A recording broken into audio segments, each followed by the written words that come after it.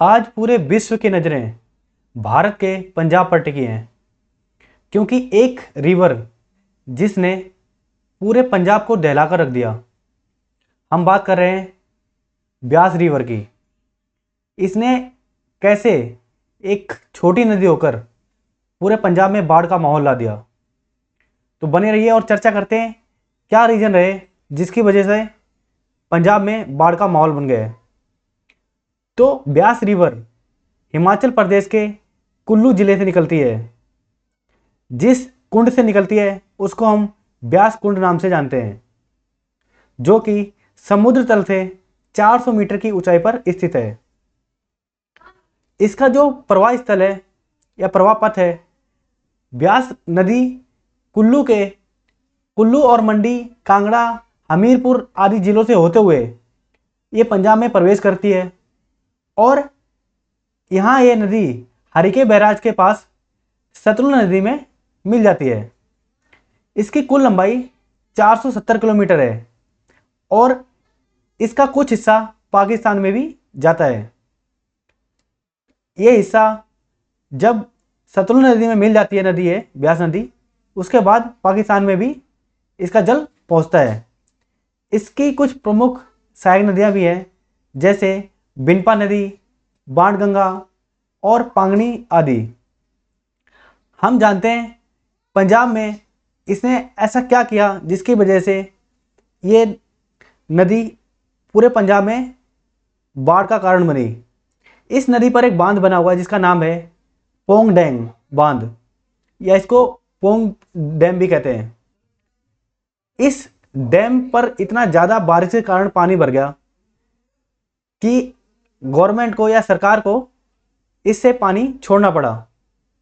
साथ ही अभी मौसम ऐसा है कि बारिश भी हो रही है, तो बारिश के चलते ऐसा बताया जाता है कि लगभग 1200% अधिक वर्षा हुई है इस क्षेत्र में। और साथ ही साथ इस डैम के भी भर जाने से जब ये डैम खोला गया तो आसपास के जो इलाके थे वहाँ पर पानी पहुँचा और यही एक बड़ा कारण बना पंजाब में बाढ़ का। इसके कुछ ऐतिहासिक महत्व भी हैं और पौराणिक महत्व भी हैं इस नदी के। ब्यास नदी महर्षि वेद व्यास के नाम से जानी जाती है और यह नदी प्राचीन ग्रंथों में अर्जिकिया नाम से भी जाना जाता है। सिकंदर का भारत में अभियान यहाँ आकर रुका था क्योंकि सिकंदर इस नदी को पार नहीं कर पाया। यह नदी सिंधु जल संधि का हिस्सा भी है, क्योंकि भारत की जो पंच नद यानी 5 नदियां हैं वे भी सिंधु जल संधि का हिस्सा हैं।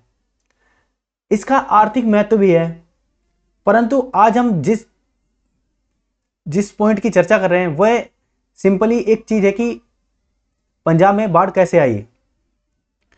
जब ये पोंग डैम खोला गया उस समय सरकार को या एनडीआरएफ की टीमों को पहले से ही इस चीज़ का पता होना चाहिए था कि जब इतनी मात्रा में पानी छोड़ा जाएगा तो आसपास के जो क्षेत्र हैं जहाँ पर लोग निवास करते हैं, मतलब रह रहे हैं, जहाँ पर लोगों ने अपना आजीविका का साधन बनाया है, तो वहाँ पर पानी पहुँचेगा क्योंकि बारिश भी चल रही है।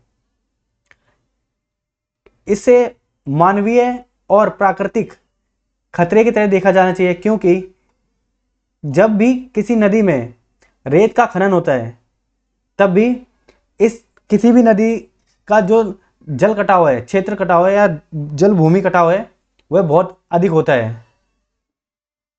रेत माफियाओं को कई बार रोका गया है या पर्यावरणीय जो संकट होते हैं उनसे अवगत कराया गया है।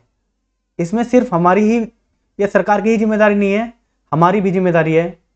तो हमें किसी भी नदी या साफ पानी को बचा के रखना चाहिए।